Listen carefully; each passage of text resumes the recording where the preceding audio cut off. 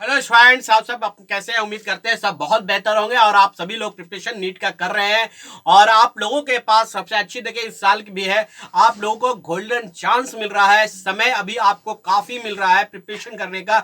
और आप अच्छी तरह से जानते हैं कि साल में एक बार ही नीट एग्जाम कंडक्ट होती है और अगर इसमें किसी तरह से अगर हम चूक जाते हैं तो फिर मुझे कम से कम 1 ईयर्स का इंतजार करना पड़ता है।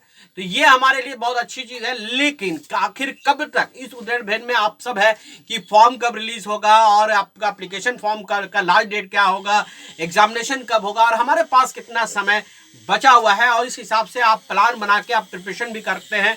तो स्टूडेंट्स, यहाँ पर मैं आपको कुछ ऐसी फैक्ट के साथ मैं आपको बता रहा हूँ कि एग्जामिनेशन जो है वो आपका कब तक होने की ज़्यादा संभावना है और हो सकता है। मैं इस बात में श्योर हूँ जिस हिसाब से अभी एप्लीकेशन फॉर्म आने में ही लेट है, उस हिसाब से मैं आपको यहाँ बता सकता हूँ कि एग्जामिनेशन एग्जैक्ट आपका किस मंथ में होगा।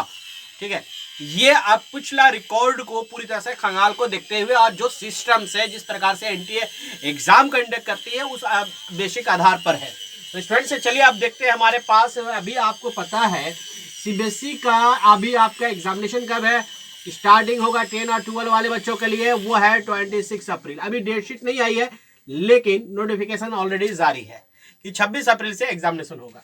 अगर इसको 1 मंथ हर हाल में एग्जामिनेशन होगा तो ये आपका 26 मई 2022 तक ये भी आपका एग्जामिनेशन कंडक्ट हो रहा है। अब इसी से आप अंदाजा लगा लीजिए कि अब मई में तो एग्जाम आपके नहीं हो रहे हैं, जून में भी नहीं हो रहा है, जुलाई में भी नहीं हो रहा है। जी हाँ, रुकिएगा, पूरा फैक्ट के साथ देखिएगा जरा। अगर एनटीए का अगर बैक हिस्ट्री अगर आप देखेंगे कितनी जल्दी एग्जामिनेशन कंडक्ट की है तो कम से कम 45 डेज आपका फॉर्म के बाद होता है। जिस वक्त एप्लीकेशन फॉर्म अगर आपको सबमिट करने का डेट अगर लास्ट डेट आ जाता है, जो करेक्शन वगैरह का जो विंडोज लास्ट हो जाता है उसके बाद 45 डेज मिलता है। यहाँ अभी तक आज फरवरी माह खत्म हो गया, मार्च माह एंट्री हो गया है। अभी उस हिसाब से भी देखें तो आपका भी जून में भी एग्जाम होने की कोई संभावना नहीं है, क्योंकि अभी आप देखें एक चीज और मैं यहाँ क्लियर कर दूं, ये मई में एग्जाम होगा, उसके बाद इसका रिजल्ट आने में कितनू अगर कराया जाएगा तो सीबीएसई का है नॉर्म्स के अनुसार से कम इसको 40 से 45 डेज लगाती है रिजल्ट को डिक्लेयर करने में। तो ये अगर हमारा मई में खत्म है तो जून और जुलाई के वक्त आपका इसका रिजल्ट आने की संभावना है, जुलाई 2022 में। ठीक है, तो यहां से भी अगर आप टाइप करें और इधर से भी देखें तो आपका एग्जाम जो है मई में तो नहीं हो रहा है नीट 2022, जून में भी आपका नहीं हो रहा है और जुलाई में भी फर्स्ट वीक में नहीं हो रहा है, लास्ट वीक में संभावना बन रहा है।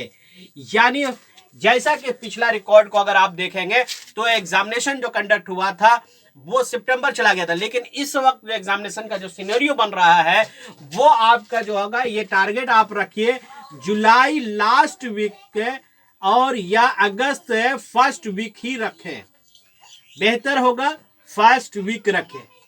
हो सकता है इससे और डिले हो लेकिन ये ही रखिए आप, यानी 25 जुलाई से लेकर 7 अगस्त के बीच में कभी भी एग्जामिनेशन ये कंडक्ट हो सकता है। इसी हिसाब से आप प्लान करें और प्लीज अभी आप लोग पूरी तरह से, मैं ये भी बात यहाँ बताऊंगा कि किस तरह से आपको प्रिपरेशन करना है।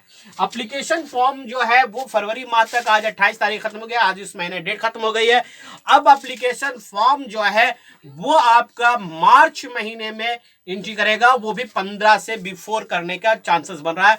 और दूसरी बात यहाँ पर मैं आपको शेयर कर दूं कि अगर आप प्रीवियस ईयर यानी 2021 का नीट का एग्जामिनेशन में आप बैठे होंगे या क्वेश्चन पेपर देखे होंगे तो मैक्सिमम क्वेश्चन जो है वो एनसीईआरटी बेस से क्वेश्चन पूछा गया है।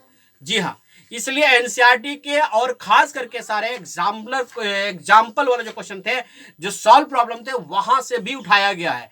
तो इसीलिए कम आपको यानी कि यह कह सकते हैं नीट के लिए या जी मेंस एग्जाम्स के लिए आप बेस बना लीजिए अपने आप को कि एनसीईआरटी पूरी तरह से कंप्लीट करना है। जब तक आप एनसीईआरटी कंप्लीट नहीं करेंगे तो आपको नीट क्वालिफाई करना असंभव है। और मैं ये कहता हूं कि किसी भी एग्जामिनेशन के लिए एनसीईआरटी सबसे बेसिक चीज है और उसे हर हाल में पढ़ना है।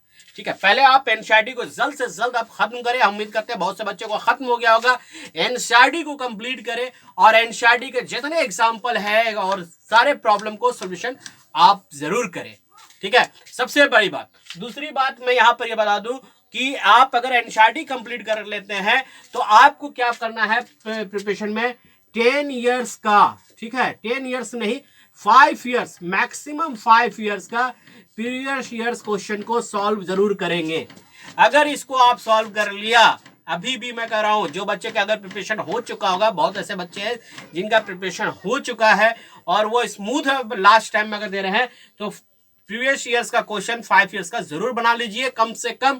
और इसमें अगर आपको लगता है कि 5 इयर्स क्वेश्चन में अगर आपको यह लगता है कि 80 से 85 अगर हम परसेंट सॉल्यूशन कर पा रहे हैं तो आपको फाइनल देने की जरूरत है। यानी थोड़ा सा और स्मूथ होइए और प्रैक्टिस कीजिए। जब तक ये प्रीवियस ईयर्स में आप 95 प्लस नहीं करते हैं तब तक आप अपने को सुरक्षित नहीं रखिए, क्योंकि क्वेश्चन कई बार ट्विस्ट भी किया जाता है। ठीक है, सो स्टूडेंट्स उम्मीद करते हैं आपको इन्फॉर्मेशन बेहतर लगा होगा और वीडियो को लाइक एंड शेयर जरूर करें। चैनल पे अगर हमारे पहली बार आए तो do you subscribe your channel, क्योंकि यहाँ पर आपको सीबीएसई और एग्जामिनेशन से संबंधित जो है वो सही इन्फॉर्मेशन बताया जाता है और साथ ही साथ यहाँ पर पढ़ाई भी चल रही है। सो कमेंट्स करके जरूर बताइए कि आपको किस पेपर में मतलब चाहिए, साइंस में, फिजिक्स, केमिस्ट्री, मैथ्स, कहीं भी जिस हिसाब चाहिए उस हिसाब से स्टडी मटेरियल वगैरह प्रोवाइड किया जाएगा।